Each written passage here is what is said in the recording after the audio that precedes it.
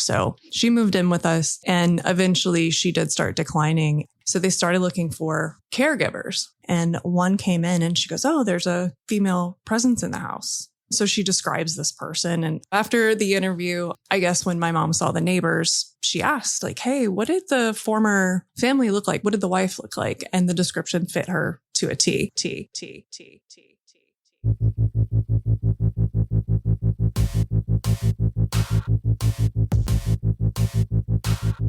From the dawn of the spoken word, storytelling has been the backbone of human culture, warning of looming dangers and evoking our most personal fears. What you're about to hear are the real-life experiences of everyday people, brave enough to share their terrifying tales. Tales where the horror hits close to home. I'm your host, Danny. Welcome to the Hometown Horrors Podcast. Listen, if you dare.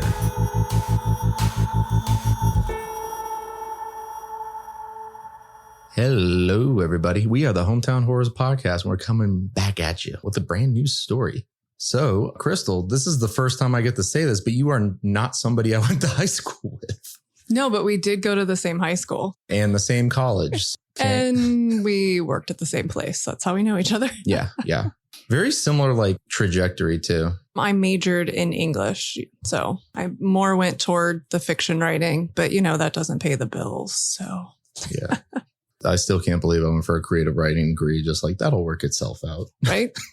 It's when you have parents that tell you to follow your dreams. Oh, and we're only child. We're both only children. Yeah. And just to be clear, my parents didn't think that was a good idea, but they're also like, oh, I guess he'll figure it out. But yeah, we worked together briefly. You were actually my boss. You were the lead of our tech writing team. I was the littlest boss. We had the smallest team, but I think we had the most fun. We did. That was a very, very good team. And I don't know if you were there when we had the blow up campfire, but we would often over the years have these little sessions where we'd share stories or, you know, it would start as a work related question and then become something much bigger. So we jokingly got the blow up fire pit so we could throw it out when we were having our powwows. Yeah. And I think that's kind of why you reached out to me as you remembered some of those conversations. Yeah, you definitely have a lot of stories. I remember every time that we would have a team meeting, the actual meeting would be around 15 minutes and then the rest of the hour would just be everyone talking about stuff. Yeah, if you didn't come to work on Monday with a story about your weekend, you didn't really have a weekend. And that's why I did want to get you on the show is because some of the stuff you used to talk about was crazy. The first thing that comes to mind was my dad's house. I moved to Warrington when I started middle school. So I did middle and high school in the area. When my parents bought the house, the gentleman that was selling it was completely distraught because his wife had passed away from cancer in the house and his children were off at college or just they were on their own. And he really didn't want to leave. But at the same time, he's like, I have nothing left in this area. I'm going to go back to my home state. And he was still grieving. And I just remember it being super awkward. Usually when you pour a house, the owner isn't in there. They leave. But for some reason, he was there and it was rough. Like on the couch drinking, like, this is where my wife is. Yeah, pretty much. And my aunt and her husband were the neighboring house. So that's how we knew it was going up for sale. So I'm sure it probably wasn't arranged through a realtor or anything. And that's why. But my mom had fallen in love with the house, having visited my aunt. So as soon as we found out it was for sale, my mom wanted to buy it. And I was excited because we had an entire basement and it had a bedroom and half of it was unfinished and the other half was finished with the bedroom. And I thought, oh, I'm going to have my bedroom down here when I get older and have sleepovers. And I had all these big plans, not knowing that my parents had intended to renovate the downstairs into like a mother-in-law suite and then bring in my grandmother to live with us. So she moved in with us and eventually she did start declining. Even though my aunt lived next door, my mom quickly found that it was just too much. She was working in Manassas, so half hour, 40 minutes away. And then my aunt also had her own life. So somebody couldn't be with her all the time. So they started looking for caregivers. And so my mom had interviewed a few and one came in and she goes, oh, there's a female presence in the house. So she describes this person and I have no idea what the description was, but describes this person. She goes, but it's not a bad spirit. It's just a presence. And that's all. So after the interview, I guess when my mom saw the neighbors, she asked like, hey, what did the former family look like? What did the wife look like? And the description fit her to a T. So after that, anything that happened in the house, we kind of attributed to this woman. But the thing was, the only weird stuff happened to my dad and then later on to my now husband. But my grandmother ended up passing when I was in college. So I eventually moved in while I was going after my master's. So I, had a place to stay while I was trying to do that. And I got to finally be in the basement. You came full circle. And so one night I had gone out with some friends and had been drinking. I did not drive. They drove me home. And my dad had decided to paint the stairwell going down. So he had been up and down this ladder, moving it. And I got home and kind of saw the paint stuff, walked around it, got in my bed, fell asleep. And the next morning he is royally pissed. Like, he's a very anal, structured person. And he can't find his blood pressure medicine that he takes every morning. And he goes downstairs to wake me up and he sees it on top of the ladder. And he accused me of putting it there. I was tipsy, but I don't think I would have rummaged around your medicine cabinet, pulled it out, took it downstairs to put it on top of the ladder just to piss you off. He only accused me once and then that was it. He never talked about it again. But we just thought, oh, it's her messing with him. There were a couple times because the laundry was downstairs where something would fall down the stairs while he was down there doing laundry. And he's like, it happens so often that I don't even question it anymore. It'll happen when people are at home. So I know it wasn't someone accidentally hitting something or, closing the top of the door and knocking it over or whatever. But I think my favorite was about a year after my mom passed. It might have been 2 years. He starts seeing this woman and he doesn't want to let on to me that he's dating her, but he wants to drop hints. And finally, my aunt's like, I bet she's moving in. And I get a call from him. He goes, you want the plates that were on the wall? I was like, yeah. Why are you getting rid of them? And he goes, well, I walked past it and it fell on my head and broke. And these are plates that my mom had put up years prior. When I went to get them, that's when I could tell things had been moved around. He's like, yeah, I'm getting ready for her to move in. Yeah. Oh, that woman does not like your new girlfriend. But his response was just, I'm packing these plates up. All of them are gone. Death from above, those plates. I love that she's just like set to antagonize a man until the end of time. Like, I wonder what her husband did to her that she's just like, nope, we're done. Or is it just, were they pranksters? Because it was all just harmless little things. Because my husband went and he had borrowed my dad's truck and he had like a big Silverado or something like that. Brent had gotten out of the truck, left the door open because he was like putting some tools back or something and the door slammed shut. So then he's trying to recreate it. Like, is this garage on an angle? What's going on? Yeah. And he's like, I couldn't recreate it. I was just like, oh, she must like you because she's picking on you. There's always been weird stuff there, just never to me. And then another thing I thought about when you reached out to me was this pact that we have with my family. It's kind of been passed down of, if you pass, you need to give us a sign. My grandfather was a mechanic. This is back before, everything is computer chips and electronics. He could get under and like tap the engine or tap components of the engine or the exhaust system and kind of know based on the acoustics of what's going on. Yeah, with where it. there might be a clog. Yeah. So when he got to where he couldn't get under the cars, he'd have other people like, go tap on this. Like, let's try this. When his mother passed away, they were at the cemetery and now it's time to leave and the car won't start. And he can't for the life of him figure out why. They're there for a long time. I don't remember how long they said, but I guess they had finally gotten a hold of somebody. Because again, back in the day, no cell phones and stuff. Everybody else had left. They finally got a hold of someone to come help them. And my grandfather gets in, the car starts right up. So to them, that was their sign because like that was his expertise for him to have no clue. My mom had told me that story over the years. And so she said she wanted to have that pact with her mother. I don't know if it was the sign or not, but my grandmother passed. Her favorite day was Christmas Eve because she would host the Christmas Eve party. And I don't know if you're familiar with Manassas Park, Vaguely, but the single family homes are maybe 1,000 square feet. That's just being generous, yeah. And one bathroom. And there would be 50 of us in this house. And then we decided to call a family meeting and we'd all go into the bathroom. And I was the youngest. So I always remember like I was stuck between the toilet and the wall because that was the only place I could fit that, people weren't pushing me out of the way. It's like, I want to be in on this meeting too. So we would just pile into this house for Christmas Eve and you couldn't even get into the living room because everyone's bringing gifts and they're just piling up. And it was just so much fun. So for her to pass on Christmas Eve, it was kind of like bittersweet. She was the last of her brothers and sisters. And so we're like, she gets to be with her other family this Christmas Eve. I mean, at the same time, we were all upset because it was kind of unexpected. Like she had some health issues, but it wasn't anything that we considered like talking about end of life care and things like that. And both her and my mom could never pass up a sale. Montgomery Wards would come out with their ads and like, get this with purchase, like this free little like clutch or this free little. Buy this garden hose, get a free hat. Yeah. Little manicure set. And she would collect those little free items. And then she would bribe my grandfather's cousin with like bourbon to be Santa and pass out all these gifts that she had collected and wrapped in like blue light special gifts, like you name it. So when we started planning her funeral, it would have been after Christmas. So all the Christmas flowers at the florist were like half off. So we're like, we'll take all of those, please. And then we walked right in to like find what she was going to wear, and clothes were on the rack right there, just perfectly like what she would have picked for herself to wear on Christmas. And they were on sale. So we always said that was her sign. Yeah, let's make this thing easy and opulent. Yeah. And I kept telling my mom, I said, I'm really hard-headed and kind of a non-believer. So your sign better be very heavy-handed. And I don't know that she ever gave me a sign. And it was sad because I hadn't gotten married. I hadn't even met my husband. So she never got to meet him. And they're oddly alike in some ways. Like they both mispronounce the same words. It's weird. And the first time he mispronounced it, I kind of just turned my head. I was like, what did you just say? But, you know, she never met my children or anything like that. And so at our old house, both kids had the same nursery. They used the same room.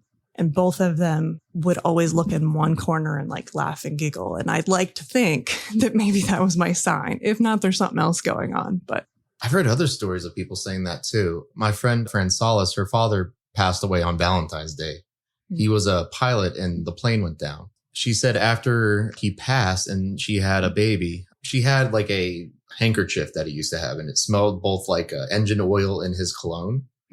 She like kept it locked in a bag, and she would go back to see her daughter, you know, just in diapers in the crib. And she would smell exactly like that every now and again. And every time that her baby daughter would hear the plane, she would stop and just kind of listen to it. And I mean, it's kids, you know, it's a new noise. Maybe they'll just sit and pay attention. But she thought that like maybe her dad had visited to see her daughter. I don't research anything. I kind of suck at like being the host of my own show. I just base all of the experiences on the other experiences I've heard. I'm like, oh, that's like that. It's really interesting that you hear these things for plenty of different people that have never talked to each other. Right. Yeah. And you saying pilot kind of sparked another memory. Both of my kids love being in the water. So they've been swimming since they were infants. And so places like Great Wolf Lodge, Massanutten has a water park. They love going to places like that. And the one we went to had like water turrets. Like you go up and it had this swinging bridge with like water turrets on either side. And my husband's great uncle, I'm probably going to get all the facts wrong, but I think it was called Waist Gunner. You're out the side of the plane with. I can picture it. I just don't know what it's called. I think that's what he said it was, but he was in World War II and I think he was shot down. So the water's kind of cold. I'm pregnant, so I can't go down the water slide. I'm excited that my son's there, but at the same time, I'm just going to sit here and pout. I'm cold and hungry and don't want to be here. So my husband's up on the little swinging rope thing and he's trying to get him to go down the slide. My son was a little afraid of the slides, but he stops and starts getting on these like turrets and wheels and starts shouting commands. And Brent came back and said, it was stuff that you would have heard a pilot say. Brent is really into history and they have articles that they've preserved of his great uncle. So they have a good idea of what his role was. And he's actually even paid to like fly in one of the still existing planes as an experience. So he's like really into this stuff. And he's like, only somebody that would have been a pilot. He's like, some of the things that were coming out of his mouth. And it was this look on his face like he was experiencing like a flashback or something. And channeling something. Yeah. But we always have the conversation. Are those types of things just in your DNA? You're passing your DNA down. And if there's certain memories attached to that, like how much of that? Yeah. What really do you inherit from your forebears? But also he wasn't a direct relative and it wasn't like he had that memory and then had a child. So maybe that point is moot here, but. He also sounds like the kind of kid that just has infinite wells of creativity. Oh, yeah. Like he's going to definitely. do things that just, you don't know how he picks it up. You don't know how he gets it, but he'll just surprise you every now and again. Another thing I had thought about, because, you contacted me in the fall, so I've had a lot of time to think of things to share with you, is I was kind of that kid that would know vocabulary that my mom had never used. And like I said, I'm an only child, so I didn't have siblings to learn things from, to get bad habits from or bad language from. And I didn't start daycare until I was almost ready for kindergarten. And so I really was very much in my own world for a lot of my youth. But she had pulled up to a car dealership, and I guess the guy was kind of talking down to her, saying like, you should come back with your husband, and kind of pissing her off. Like, maybe I should just not come back at all type of thing. Windows were rolled down and I leaned out and I was like, that car's tacky. And I remember her telling that so many times. And finally one day it's like, but did you use that word tacky? Because if that was something you said, then it wouldn't have mattered if I had just used it at the right time, Yeah. And she goes, no, that wasn't a word I would have said. And I said, well, was the car tacky? She said, actually, yeah, it was really 100%. tacky.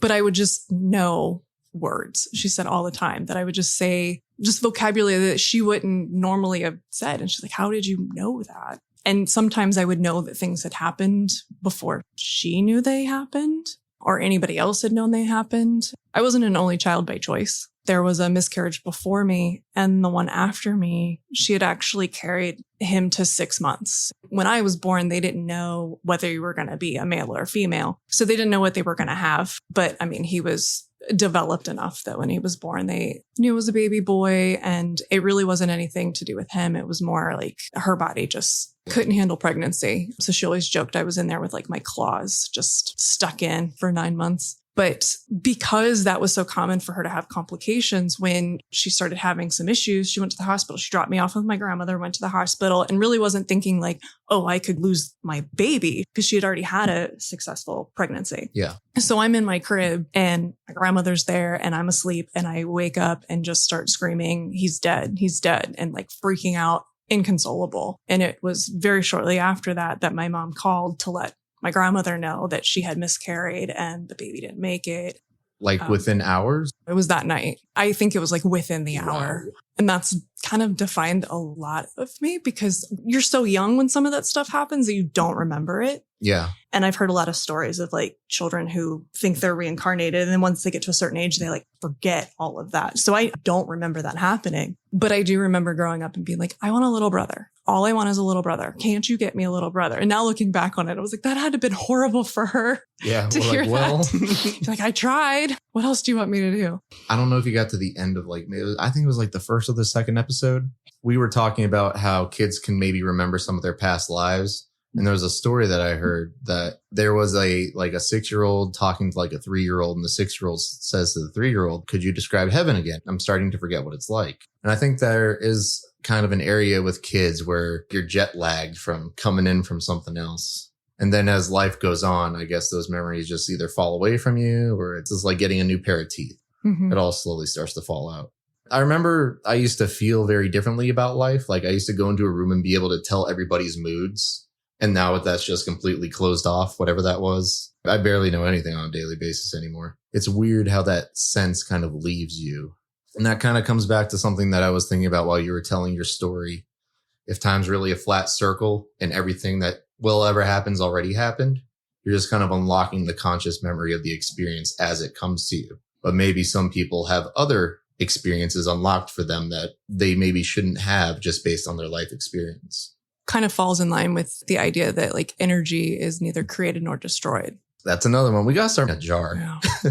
Me and my mother would have that conversation a lot. We were, I wouldn't say morbid, but I mean, she bought her vault when she was in high school because it was on sale. So that's amazing. When she passed, they like pulled the file out. And of course, I'm in my late 20s at this point. As somebody that works at the funeral home, they probably have an idea about how old my mom was. And you could tell the file had gone through a typewriter to be printed on. And she's looking at me going, how old is your mother? She bought it on sale when she was in high school. But, she was the baby of the family, and they had just opened the cemetery. They were having a sale, and everybody's like, okay, I'm going to go ahead and buy. And so she's like, let me go ahead and do it. So at least I'll be with family. But she was always like preparing for that. That was always in the back of her mind. Even when she got her dog, we're leaving the shelter and she goes, if something happens to me, this is your dog. Like, that's just how she thought. And I didn't get the dog. My dad took it. I wasn't salty about that. So yeah, my mom and I had the conversation of like, energy is neither created nor destroyed. So that has to go somewhere. Where's it go? And just back into the cycle.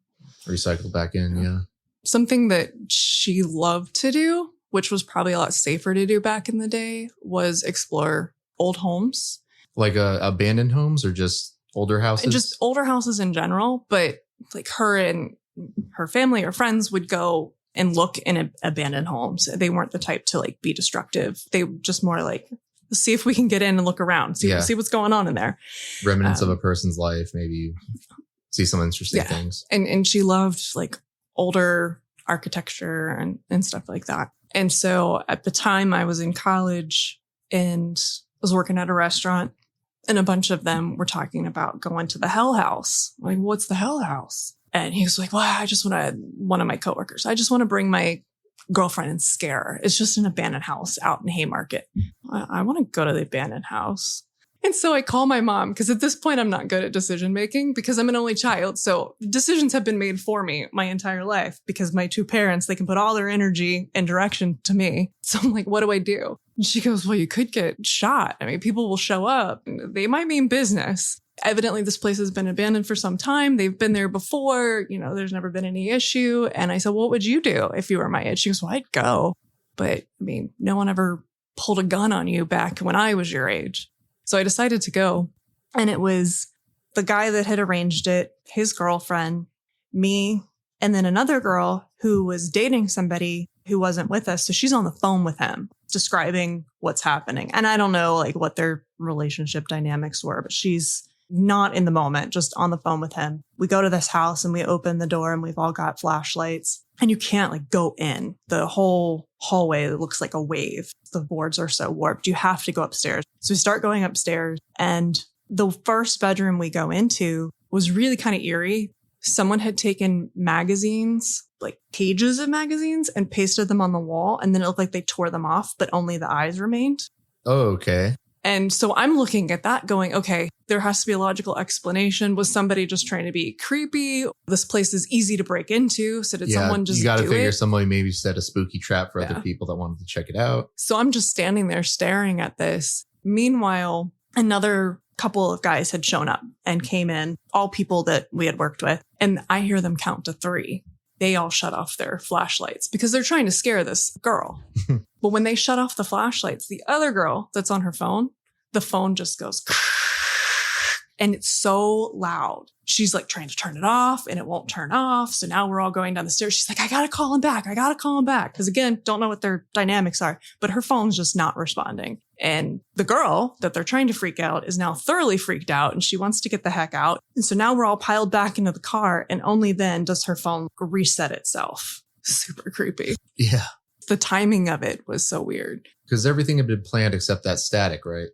Yeah. The static we couldn't explain. I mean, they had been texting the other car that was showing up. Nobody else had problems with their cell phone. I had a similar story like that too in high school. So I think this was out around like Midland, very, very rural, big open areas, a lot of fields, a lot of woods behind this house. And there were maybe 16 of us, a mixture of boys and girls. And there was this abandoned house behind my friend's property. And we ran and stumbled through the woods like, we're going to break in and investigate it. So it was a dumb idea. And us in our like dumb little high school brains, we were sitting there like, well, let's do this tactically. We'll assign everyone like numbers. We'll go in like waves just to scope the place out. And I mean, everything goes fine. We all get into the house. We start looking around in the rooms, rifling through stuff, not necessarily destroying things, but, you know, we're curious as an abandoned home.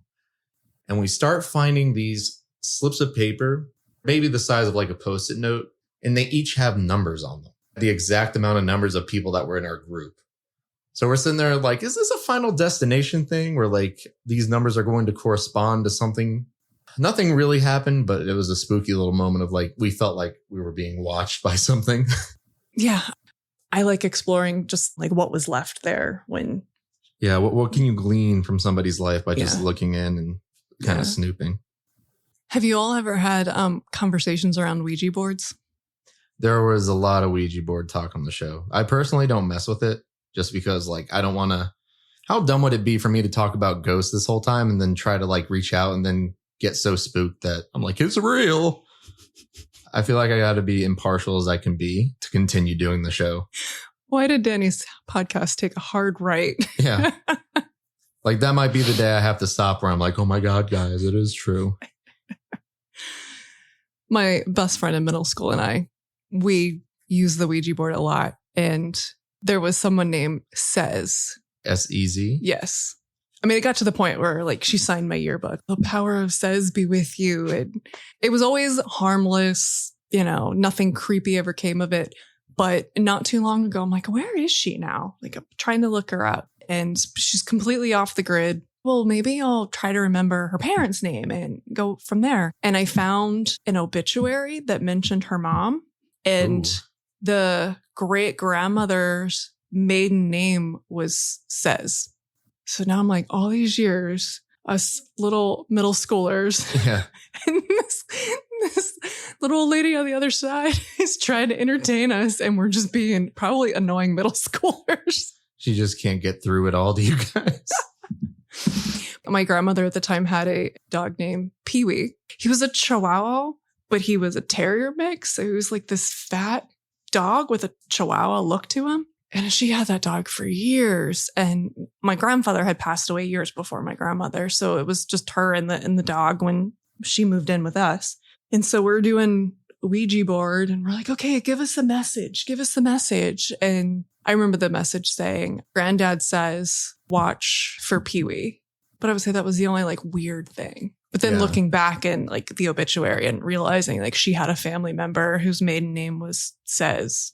But, you know, there's also the times that you want to attribute something to ghosts and then it's something stupid.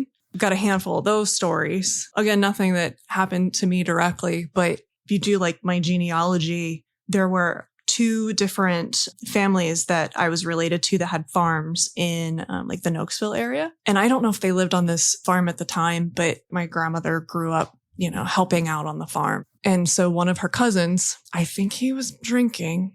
He comes home and it's dark out and he sees all these like white figures on the front lawn. And so he's like, well, I got to get in the house, but there's all these ghosts. I don't know what I'm going to do. I'm just going to run for it. And he runs and he hits one of them like straight on and it moves. And it was just Holstein cows. So all he saw was the white. And with my mom liking to try to get into abandoned houses, she told me one story where they were trying to look in through a window and one of them looked in and said, oh, there's eyes looking back at me. And it was just the reflection of the moonlight. And, you know, you could see her eyes. And then my aunt was with her. A coin had fallen out of the tree and landed right on top of my aunt. And she just had a complete meltdown that, you know, it was a ghost doing it. And people were like, yeah, you both birds collect shiny things. Like this could possibly, but she was immediately like, it's a ghost. We got to get out of here. It's a ghost. And that is the fun thing too, is there's usually always a plausible explanation. Which is why when the truck door slammed shut, Brent's immediately like, there has to be a plausible explanation. And he was like, I was there for 20 minutes trying to recreate it. And you have to physically push that door because it's so big and heavy. The house we were in before we moved, there was a couple weird things that happened. Like I picked up one of those like hand exfoliating things and after you use it a couple times, you might get a little bit of the product on the outside or the bottom. When I picked it up, it was like a perfect smiley face. And I thought Brent had done that just to like give me a little happy face. I was like, oh, how sweet is that? And then when I said something to him, I was like, why would I do that? I don't know. We moved in the wintertime and he lost his wallet and he was so mad. He found it in a pair of shorts. It's like, I haven't worn shorts in months. I lost stuff in there all the time and it would show up in really weird places. And I am just like my dad, very anal and structured. And so I would fly off the handle and then Brent would end up finding it someplace weird. I mean, I lost my wedding rings and I came into work and Megan, our boss, was like, well, either my house is haunted or I've lost my rings. There's no other explanation. She's like, do you want to go home and look for them? I was like, no, because whatever's done is done. Either ghost moved them and I'm going to find them when I go home or they're gone for good. And we ended up finding them. We had like I guess you call it an ottoman at the end of our bed, like a little bench thing. Yeah. And we had clothes on there that like we'd fold and then not put away. So it was clothes that we didn't necessarily wear every day. And it was under those clothes. Like, wow, I wouldn't have put it there. But how many times do you like think back of your day and remember every little detail? Yeah, exactly. Like something weird might have happened. So we always attributed those little things to just, oh, maybe I was working and I got hot, so I threw on the shorts. And because it's February or March anymore doesn't mean anything about the temperature outside in Virginia. This forsaken bog we live on. Yeah. And then my son went through a phase where he wouldn't sleep in his room because he said there was a witch in the corner. I asked him last night about it and he was like, I don't remember a witch. Okay. So who knows? But one thing I do remember, the house I lived in, that and 2 other houses were built at the same time. And they almost look like maybe they were prefab and then like brought on and like tacked together because they were very cookie cutter, basic homes. And then the 4th house was the original 1800 farmhouse. And so all the land had been subdivided. My neighbor had found 3 horseshoes buried on the perimeters of her property, but she never found the 4th. And she actually looked it up and it was something to do with protection. Like maybe if one horseshoe had been removed, that barrier had been broken in some way. Maybe. And she has since passed, so can't ask her. But she was always saging her house. So I often wondered if there was something going on there. And I'd have experiences in the house. We had hardwoods on the main floor, and it sounded like someone was pacing around my bed. It never scared me. Yeah. You just attribute it to like the woods just creaking. Sounds of the house. Late, and finally we're all settling down. But I had a sleepover, and because the bedroom just wasn't big enough, it was me and one of my really close friends at the time. We just crashed on the couch in the living room. And from the living room, you can hear people coming up and down the stairs, going down to the basement where the mother-in-law suite was. And she was a close enough friend that she called my grandmother or grandma or whatever. I woke up the next morning. I was in the recliner. She's on the couch and she's like up and terrified. I'm like, what happened? She's like, I thought it was your grandma for the longest time. There was somebody coming up the stairs, but the light wasn't on and I was afraid she was going to get hurt. And I stood at the top of the stairs and I kept saying, Grandma, is that you? And there would be no response. And then I'd lay down and it would start again. And I just don't want to be here anymore. So again, didn't happen to me. She was kind of high strung. So yeah, maybe she deserved to be messed with. I don't know. And all the things that have happened to me have been so small that it's easy to be like, haha, might have been a ghost and just move on, But since we're in a new house on a piece of land that's not been lived in before, we are determined to haunt that house. If I go in like the near future, interview Brent and see how that's panning out for him. Yeah, exactly. It kind of makes you think of the old VCR tapes. And you like record over it and record over it and record over it. And then when you watch it, you get like hints of whatever was there before. Little splits. Somebody thinks their house is haunted is really just the energy of like you and the kids running around there for like 30 years or whatever. Now I say 30 years because that's how long kids be staying with parents nowadays, unfortunately. Yeah, my son's determined that he's going to marry the neighbor who's 4 and he's 6 right now. I was like, well, where are you going to live? He's like, duh, we're going to live here. But my first was planned. We decided we wanted to have a child. And next thing I know, I'm pregnant. Then I had some back issues. So as soon as I got the all clear from my doctor, I was like, I'm having another child. Because being an only child like left such an impression on me, always wanting a brother. My child needs a sibling. And so again, right away, found out I was pregnant and started to have signs that maybe something wasn't right, and went to the doctor and they're like, it's so early on. We really can't tell. Like we can do the ultrasound, but when things are that small, you can't really see that much. I did proceed to miscarry. I was standing in my house because I was like, well, what if that's what happens? What do I do? And she's like, just do whatever you want. Like there's nothing you can do. If you need to rest. If you have plans and you're up for it, just keep doing your thing. Unfortunately, this happens all the time, trying to just talk me down of like being inside my head. The first time it was just so planned of like, this is what we're going to do. Hey, we're doing it. The system works. It happened immediately. Yeah. So I stuck to what I had planned to do that evening, came home and I'm standing in my kitchen and all of a sudden I got this really weird chill from like my hips up. And I remember Googling, like, was that the spirit leaving? Like, why did I feel like that? Because I've never had a chill like that before or since. And it was just so strange. But I shared that experience with Brent and he was just like, well, okay, and moved on. I was like, you don't think that's weird to have a feeling like that? So I don't know if it was just me or if there was something really metaphysical that happened. I don't know.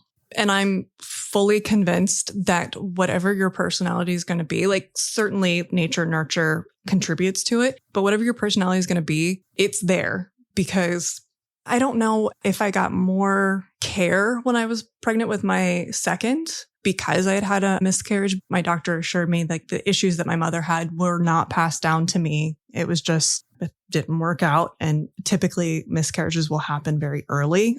This was just like a textbook, you know, it probably wasn't viable. But I was also older, so they called it an elderly pregnancy.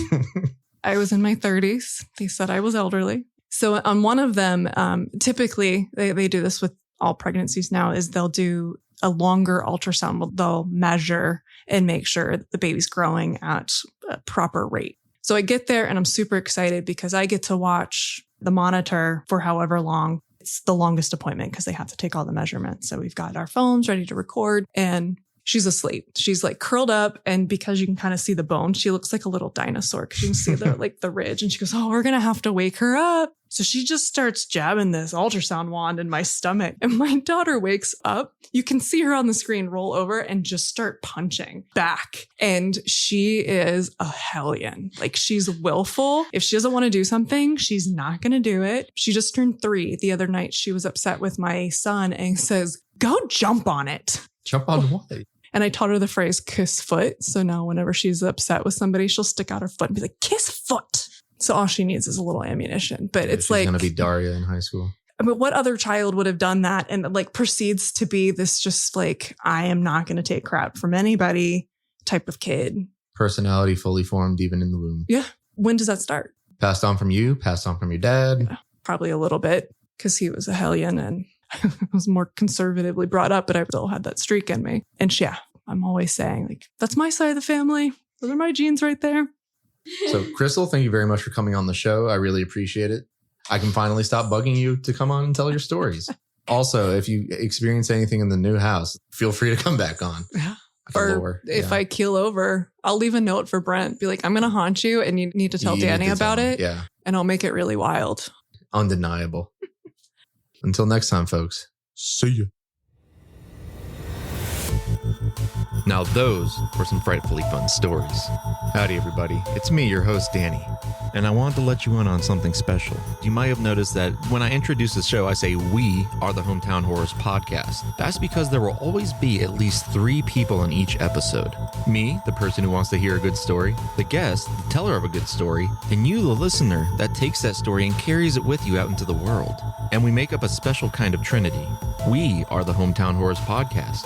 And if you ever want to graduate from listener to guest, reach out to us via our handle on Instagram, hometown_horrors_podcast. Our email is thehometownhorrorspodcast, no spaces, @gmail.com, or via text or phone call at 571-358-8880, which FYI is not my personal number, but give it a ring. I'll get back to you, because if there's anything I've learned from doing the podcast is that everybody has a story, and that story deserves to be heard. On your #1 source for the most spine-tingling, gut-wrenching, insomnia-inducing stories around, the Hometown Horrors Podcast.